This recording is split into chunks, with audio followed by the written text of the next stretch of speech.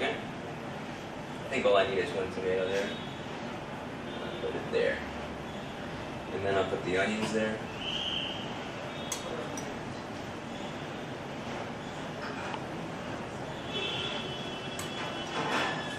Anybody getting hungry yet? Oh. Okay, cool. You're just saying that. Okay, and then to finish this dish off, I'm very proud of myself. As you can see, we have these really cool, come around here, these really cool pine nuts that you can see there in like a masala sort of. Okay, we call it Vadavan spice, which is sort of like a Vadavan, sort of like a French V-A-U-D, yeah, maybe, yeah, something like that. Maybe O-U-V-A-N. I don't know. School was not my area. School was not the best for me. Okay, but so we've done a little brown butter, Vadavan spice. It has some fried garlic. Okay, you puree all that up with brown butter, and then you pour it over toasted pine nuts, and they have this incredible flavor. Okay. I'm just going to pour a little bit of that on top. Okay, with some of the masala and some of the butter. Okay. I have not given you the recipe for the Vadavan because it is extremely time consuming. However, if you would like it, I will give you my email address, and I'm happy to share it with you. Okay. So there you have it. There's the fava bean falafel with a little salad of grilled cucumber, tomato, grilled onions. Okay. Little lemon yogurt. There's your first dish for you. Thank you, guys. One question. Yes. Only one? Only one question. Is there an alternative to the spice you mentioned, an easier way to set this aside? Yeah, so I'll be the last person to teach probably anyone in this audience about masala. But anything you like. Brown butter is the vehicle for the flavor. Put some, you could do something as simple as like fried onion, fried garlic, and cardamom, or cumin, or coriander, and make a little, sort of paste with that. Pour it over. Get creative, okay? But if you want my particular recipe, I'm happy to give it to you. Mainly, it's a little bit time consuming because traditionally Vadavan is dried out in the sun, which takes us, several days. So we mimic that process by doing it overnight in a very, very low oven, just like what we do with the tomatoes. Okay, but stop at nothing to achieve greatness. Yeah. Okay. Let me just get this out of here. I'm going to clean up. Hopefully I won't shock myself in the meantime, which has been known to happen. Okay, don't break this. You'll find yourself another job. No, I'm kidding. So, eventually my chef was like, okay, this kid's bored washing dishes. I'll give him some potatoes to peel, and I'll give him some carrots to peel and cut, and I'll just make him dice vegetables until his back hurts and whatever. And then at some point, maybe 10 years ago or something, you had the Food Network in the States, and that was getting pretty big, and people started going crazy over chefs. And it's really exciting for me to have you all here interested in what I'm saying, because I just like to blabber on. So, but it's really nice that there's such an interest in food, and especially here, because even when I came 2 years ago, I didn't notice as much of an interest. So anyway, give yourselves a round of applause. All right. Next, we're going to make crispels. Okay? There's a million different ways to do it. There's a million ways to skin a cat. But today, I'm going to show you a way that I like to make these. And the crispel batter is a crepe batter. Okay? Traditional. It's not a traditional French crepe per se, which they use typically buckwheat flour. Okay? But we're going to use whole wheat flour and maida. Okay? So the maida gives it structure. Okay?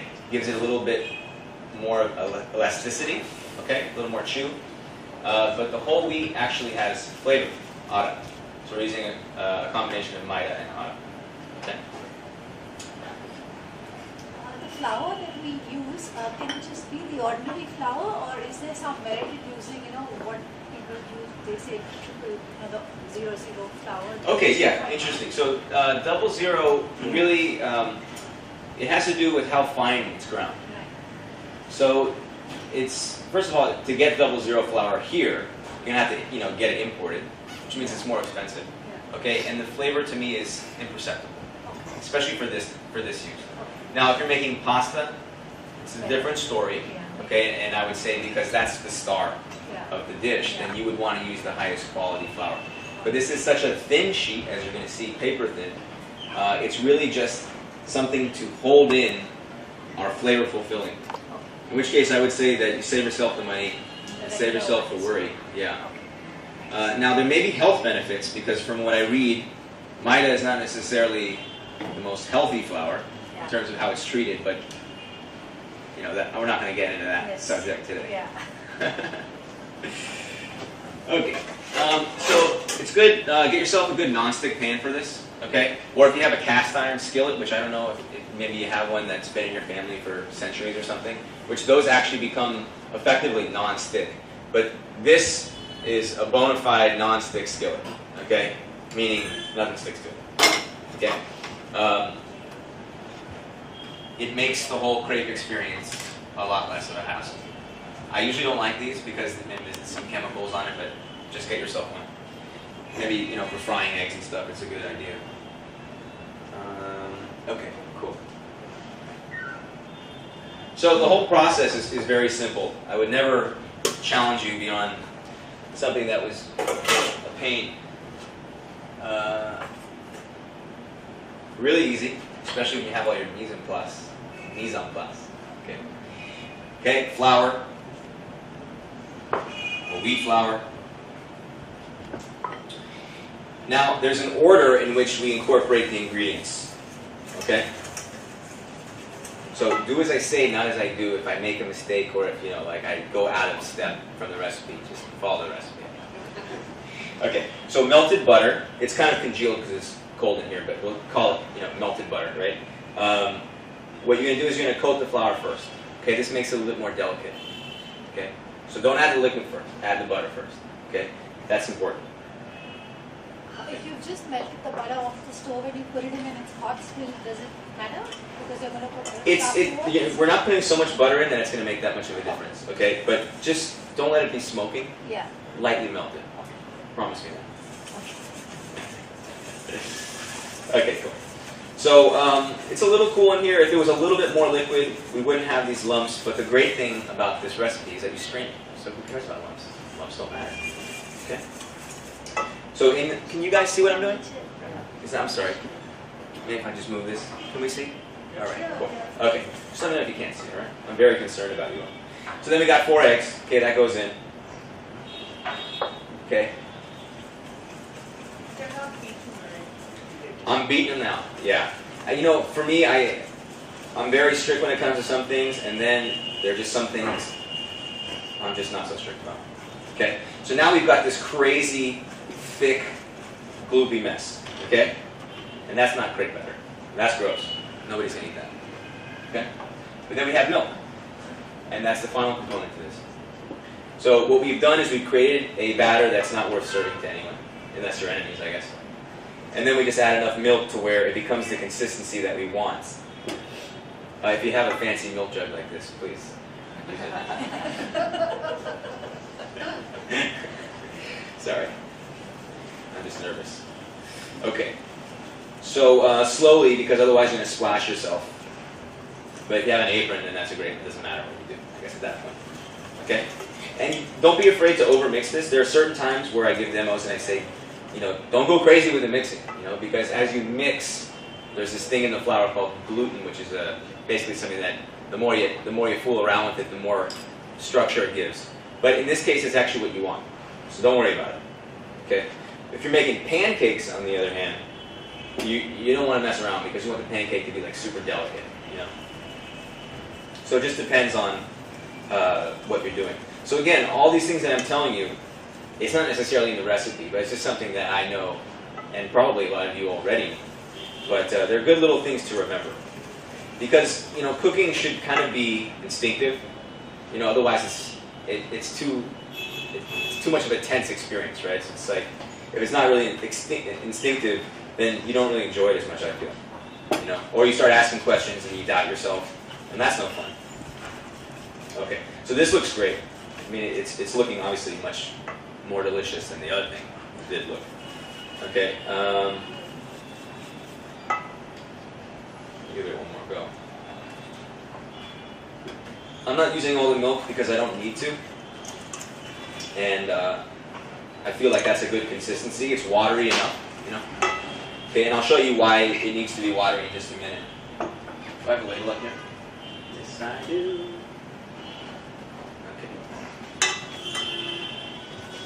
Okay. Strainer. Another bowl. Okay.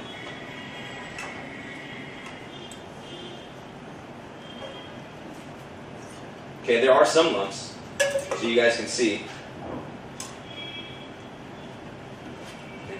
Can you get that washed? Thank you. I just want to show you guys. Take a look in there. Yeah. See that? Lumpies? Lumpies no good.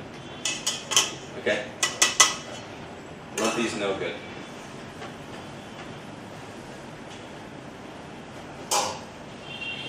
So now we're going to have this beautiful, smooth, okay, very liquid batter. You see that? See how pourable it is? It's like those guys that make the chai and they go like, you know, okay? So we're not going to do that with this. Oh, you know, I need this washed actually. Okay. For the next scene. Thank you very much.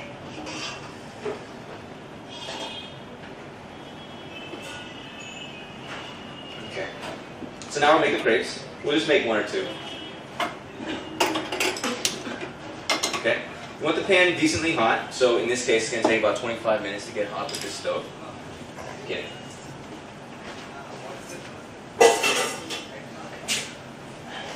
What we can do actually, while we're waiting for it to heat up, we can make the filling. Okay. So you all just refer just for 1 minute, okay, to your recipe. All right. It says Swiss chard, blanched, chopped, fine, you know, all this stuff, right? So that's actually, again, part of this whole getting yourself set up. Is I'm not going to get all my ingredients out and my mixing bowl out and start making this filling and start chopping things. I'm going to chop one thing, put it in a container, and put it away. I'm going to dice my mozzarella and put that in a container and put it away. I'm going to cook my leeks until they're beautiful and soft, cool them down, so that everything's ready, so that this way I can do everything at once. I can multitask. You know, it's important to kind of keep yourself, you know, a little organized in that fashion. Otherwise, you might cry. And I've been there, believe me.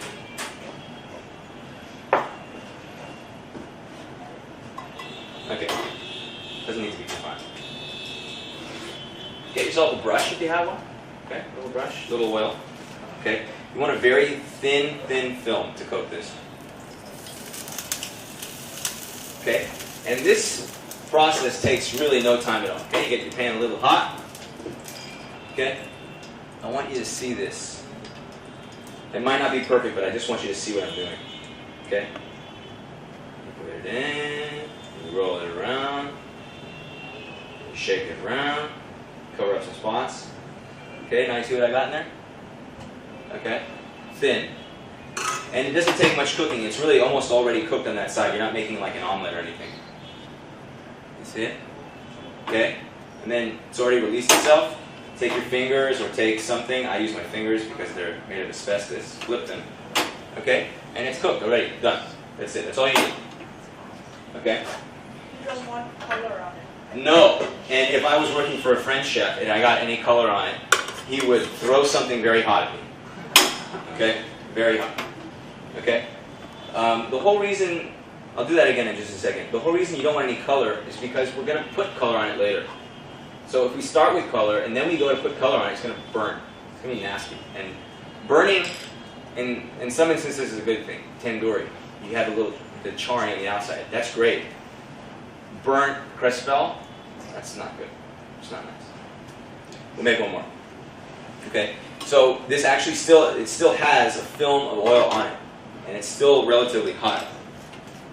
So it's not going to take much. I worked at a club in the South, in the United States, and we used to do large banquets for upwards of 1,500, 2,000 people, and one of the dinners were these stuffed crepes, not quite the same as a crespel, and I was the crepe boy, making crepes, making thousands of them. But I had 6 burner top with 6 different pans, and just making crepes. You know, like juggling kind of. And it really, once you get the rhythm of it, it's super easy. So you know, you do a couple of them, you'll burn them. You might burn your fingers or something. No. You're gonna get it, and you love it. It's really fun. I find it very fun. Very, make it over here. Okay. So you're gonna kind of roll it around. That's why you need to be liquid. See what I got going on here? Okay. What is the size of the ladle? Ladle's 2 ounces, and I'm using about 3/4 of that. So you do the math. Again, barely graduated high school. Is it okay to make the batter overnight? Yeah, absolutely. It stays in the fridge. What I find, okay, interesting question. Amazing how I can talk about anything, right? What I find is, if you leave it overnight, the flour tends to swell, okay, and it becomes thicker. So you just maybe need to add a little bit of milk to it in the morning, okay? So that's it, all right? Because I started talking, I got a little too much color on my crepe, and now I'm gonna get yelled at. Pop it up, please. Take it easy on me, okay? All right, so we got these crepes. Now the cool thing about this recipe is add a couple teaspoons of sugar, and you've got sweet crepes. You know, and I don't mind the whole wheat flour in that at all. You know, so just feel free to experiment. You know, and go wild. Sorry, but if you needed to make buckwheat crepes, could you just sort of substitute the quantities with buckwheat, or does the proportion? Yeah, absolutely. So you could 100% substitute the whole wheat flour or the for buckwheat. Okay, but you may need to play around, like depending if you wanted to use more. You may need to play around a little bit with the amount of maida that you use. Okay, the type of buckwheat flour that they use in Brittany, where the original sort of buckwheat crepe comes from, I think they use exclusively buckwheat, but that's a particular type of buckwheat. So the buckwheat that I've used here in India does not behave in the same manner. So just a little experimentation. Okay, I don't have a ratio offhand. Sorry, I know, I'm no good. What is Swiss chard? Swiss chard. You could use spinach instead, but Swiss chard is delicious. It's a leafy green. Okay, you can definitely get it at Nature's Basket. Okay, they have 2 kinds. They have regular old Swiss chard, and then they have rainbow chard, which comes in different little colors. The stems are like yellow and red and green, and the stems are full of flavor also. But you could definitely substitute spinach. The key to this recipe, which I may not have indicated on that, is everything shouldn't be dry, but it shouldn't be too wet. So anytime you're using, like say you're using spinach, tons of water in spinach. It's like mostly water. So saute it, and then just put it in a little towel and squeeze out a little of the excess liquid. Okay? Or cook a little bit longer in the pan so that the juices evaporate. Typically, I am not a fan of squeezing, because then the flavor comes out with that, you know. But for this purpose, if it's too wet, then you've got issues, major issues, explosions. Okay, people get hurt. No. But you have to drain the ricotta cheese. You have to. Okay, it intensifies the flavor, but also again, you need to minimize the amount of liquid that's going in. Okay, sautéed mushrooms. Okay, when you saute a mushroom, put it in one layer in a pan. If you put too much in, like you have like a mountain of mushrooms, then they start to boil in their own juices. Okay, and then you have a whole different thing. Then you have a boiled mushroom. Okay, so we're gonna pop everything in here. Okay, this is the Swiss chard. You see that? Okay, been chopped to little bits. Okay, because the whole thing is when you cut into the crestel, you don't want to have like strings and like miles worth of Swiss chard, you know. Okay, and then we have leeks. Now the way I like to cook my leeks are in tons and tons of butter. Okay, so they kind of melt. They call them melted leeks. So they're super duper soft. Just cut them into little rings and then put them in butter on really low heat. Okay, so they don't get much brown, and then just cook them slowly and soft. Okay, so I haven't given you instruction in the recipe on how to cook the leek. I just said cooked until soft or something like that in the ingredients. But I trust all of you. I think you can cook the leeks. That won't be the problem. You won't have any problems. In fact, I think all of you are going to be just fine. Okay, and then mozzarella cheese. Okay, which has been just chopped up. You can use imported. You can use local. Okay, what this does is it gives it a little bit more richness on the inside, and then everybody likes to cut into something and then it goes stringy and gooey, right? I mean, that's like Who loves meat? We all love pizza for that reason, right? Okay?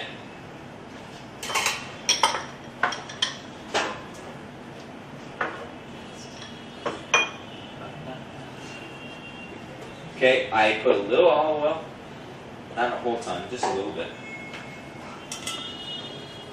Salt. And lots of fresh pepper. Fresh pepper.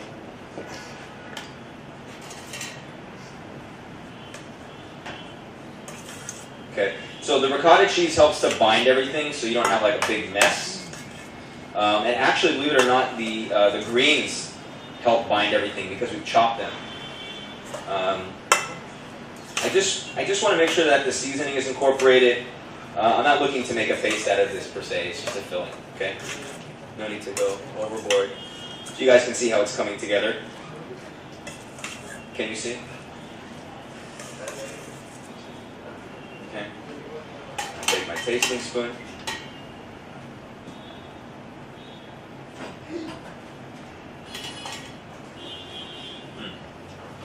It's good. Make sure every step of the way you're seasoning. Excuse me. So the mushrooms, season them. Don't be afraid. Leeks, season them so that everything has flavor already going into it. Then you just give it one final seasoning. I'm a big stickler on seasoning because when you're dealing with simplicity, okay, a few ingredients, every single ingredient needs to speak for itself. And that's why everyone loves Italian food so much, because you have a few things on a plate and everything is so powerful. But if it's not seasoned, whether that means with olive oil and lemon juice and salt or whatever, it just falls flat. Okay? Seasoning is huge. And I find Indian food is like perfectly seasoned always, right? So again, this may be something that some of you are already familiar with. Okay? But if you cook like my mom, then all your food is extremely bland. In which case, I would say, please, she's like miles away, she'll never know, okay? But it's true. Okay? That might be why I actually started cooking, I had no idea. I just want a decent meal. Okay. Again with the gloves, I know, I'm a neat freak. But it's kind of true. It's like even though you're eating in the restaurant, you're not seeing me handle the food. I know I'm handling the food, but I just put some gloves on, okay? When I see people handling food and they're doing stuff like this, like the way like the Pan Wala, I love Pan. I just hate watching him make it because he does this. He's got everything going on, and it's delicious. I just wish that he wouldn't show me how he makes it. Okay. So this is kind of a cool step. Can we get a zoom on the cutting board or something? Okay, take your nifty little crepes.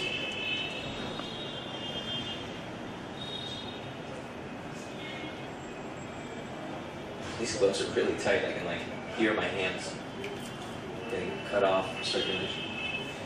Okay, I put typically about 50 grams, which this is, I think, it's probably 48 and a half there. Okay, you guys see what's going on over here? Okay, so I'm lining them up. If I was doing a party of 700, then I would have 7 tables lined up with 100 each. Just do one step at a time. So make all your crepes, then go back, make your filling, then go back, stuff all the, don't do like one, come over here, fill it, and then run around, put something down somewhere and forget where you put it, then come back, You'd be amazed at how much time people waste freaking out and putting things all over the place, When I first started working in restaurants, I was just so flustered. And I would just run around, and my chef would just watch me run around the entire kitchen. And she would say, I don't know what you do all day. I call her Mama. She's like one of my best friends. She came and visited us. And she just would laugh at me. What the hell are you doing? All day, just running around. You're doing nothing. And I realized, how much time I was wasting. So anyways, almost like a spring roll. See the flaps go in? I'll show you again. Flaps go in. Okay? And it sticks. Then this guy goes over. And then you give it a little roll. It might tear, that's fine, nobody's perfect. Okay? And then you got yourself a little package. Give it a little shake.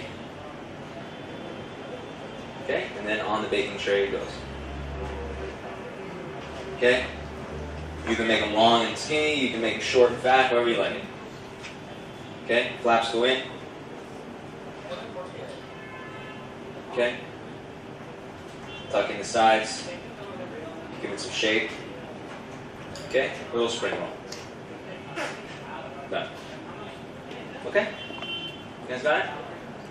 See them? Little packages? Alright? So those now go into the oven. You can just fire one off. Just get some brown on it, really. Olive oil.